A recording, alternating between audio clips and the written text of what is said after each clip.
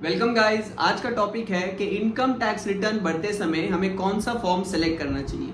अगर हम गलत फॉर्म सेलेक्ट कर लेते हैं तो हमारा रिफंड जो है वो डिले हो जाता है और हमको इनकम टैक्स से डिफेक्टिव रिटर्न का नोटिस भी आ सकता है। तो आइए इस वीडियो में देखते हैं कि कौन सा फॉर्म किसके लिए एप्लीकेबल है। सबसे पहले फॉर्म ITR-1। ITR-1 एक रेसिडेंट इंडिविजुअल भर सकता है जिसकी टोटल इनकम 50 लाख रुपए तक है। अगर आपकी इनकम 50 लाख से ज़्यादा है तो आप ITR-1 नहीं भर सकते और एक नॉन रेसिडेंट भी ITR-1 नहीं लगा सकता। ओके, दूसरा पॉइंट ये है कि कौन कौन सी इनकम हम इस रिटर्न में डिक्लेयर कर सकते हैं। तो पहला है हाउस प्रॉपर्टी इनकम। एक सिंगल हाउस प्रॉपर्टी की इनकम डिक्लेयर की जा सकती है। दूसरा, आप सैलरी इनकम यहाँ डिक्लेयर कर सकते हैं।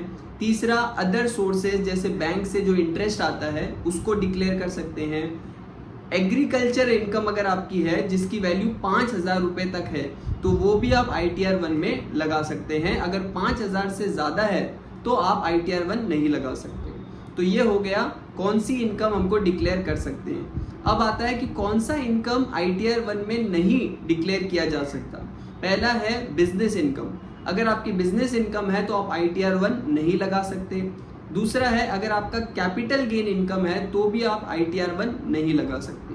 कैपिटल गेन जैसे मान लीजिए आपने शेयर्स या म्यूचुअल फंड में इन्वेस्ट किया और उसको बेचने पे आपको कोई प्रॉफिट या लॉस हो जाता है तो वो इनकम भी आप ITR-1 में नहीं लगा सकते। ठीक है, ITR-1 और भी कुछ केसेस है जहां पे आप नहीं लगा सकते। जैसे आप किसी कंपनी में डायरेक्टर हैं, ओके, या फिर आपके पास में किसी प्राइवेट लिमिटेड कंपनी के शेयर्स हैं, मतलब अनलिस्टेड शेयर्स आपके पास अवेलेबल है, या फिर अगर बैंक ने आपका TDS डिडक्ट किया है सेक्शन 194N के अंदर, मतलब कि आपने कैश विड्रॉवल किया और उस कैश विड्रॉवल पे बैंक ने TDS डिडक्ट कर लिया, तो इन तीनों ही केसेस में आप ITR-1 नहीं लगा सकते। तो ये हो गया ITR-1 क्लियर। अब आता है ITR-2। ITR-2 उन सब के लिए एप्लीकेबल है जिनको ITR-1 लगाने अलाउड नहीं है। मतलब जैसे आप किसी कंपनी में डायरेक्टर हैं, आपके पास अनलिस्टेड शेयर्स है, बैंक ने आपका TDS काटा है तो आप ITR-1 नहीं लगा सकते, तो आप उसकी जगह ITR-2 लगा सकते हैं। दूसरा, जैसे टोटल इनकम 50 लाख होने पे ITR-1 लगा सकते हैं, बट 50 लाख से ज़्यादा अगर होता है तो फिर आप ITR-2 लगा सकते हैं उस केस में। फिर हमने बात किया था कि एग्रीकल्चर इनकम 5,000 रुपए तक है तो ITR-1 लग जाएगा, बट 5,000 रुपए से अगर ज़्यादा है तो आप ITR-1 की जगह ITR-2 लगा पाएंगे।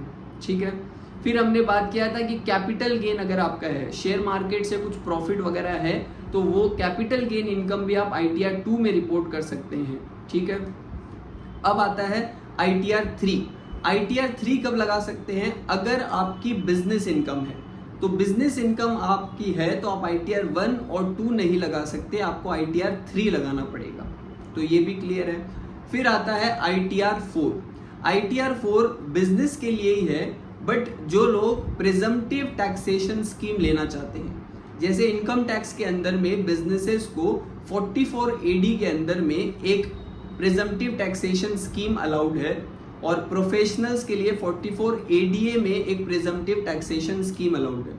अब उसकी जो डिस्कशन है उसका हम सेपरेट वीडियो में कर सकते हैं। इस वीडियो में इतना ही जान लीजिए कि अगर आपको प्रिजम्पटिव टैक्सेशन स्कीम लेना है तो आप ITR-4 में अपनी रिटर्न लगाएंगे। ठीक है, बट अगेन इसमें एक पॉइंट है कि अगर आपका प्रिजम्पटिव टैक्सेशन इनकम 50 लाख रुपए से ज़्यादा अगर है तो आप ITR-4 की जगह आपको ITR-3 लगाना पड़ेगा। तो ITR-4 आप तभी लगा सकते हैं जब आप प्रिजम्पटिव टैक्सेशन स्कीम लेते हैं और आपका टोटल इनकम 50 लाख रुपए तक है। 50 लाख के ऊपर जाने से आपको ITR-3 लगाना पड़ेगा। ITR-4 कुछ और केसेस है जहां पे नहीं लग सकता, जैसे आप किसी कंपनी में डायरेक्टर है, या फिर आप किसी कंपनी के अनलिस्टेड शेयर होल्ड करते हैं, या बैंक ने आपके कैश विड्रॉवल पे TDS डिडक्ट किया है, तो इन तीनों ही केसेस में आप ITR-4 भी नहीं लगा पाएंगे, आपको 3 लगाना पड़ेगा।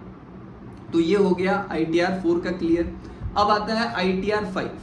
ITR-5 जो है वो एक partnership firm, limited liability partnership firm, association of person, body of individual, artificial judicial person, अगर आपका बिजनेस ट्रस्ट है, कोई इन्वेस्टमेंट फंड है, तो ये सब आप ITR-5 इनको लगाना पड़ेगा। आई होप ये क्लियर है। फिर आता है ITR 6। अगर आपका कोई प्राइवेट लिमिटेड या पब्लिक लिमिटेड कंपनी इनकॉर्पोरेटेड है तो कॉर्पोरेट्स के लिए ITR 6 एप्लीकेबल है, ठीक है। And last but not the least is ITR 7। अब ITR 7 जो है वो पॉलिटिकल पार्टीज लगाते हैं या फिर आपका साइंटिफिक रिसर्च इंस्टीट्यूशन, कोई कॉलेज या यूनिवर्सिटी है तो उन सब के लिए ITR 7 एप्लीकेबल है। तो आई होप इस वीडियो में आपको ये क्लियर हुआ होगा कि कौन सा ITR फॉर्म किसके लिए एप्लीकेबल है। कोई डाउट हो तो आप कमेंट बॉक्स में ज़रूर लिखें और चैनल को फॉलो करना ज़रूर। Thank you.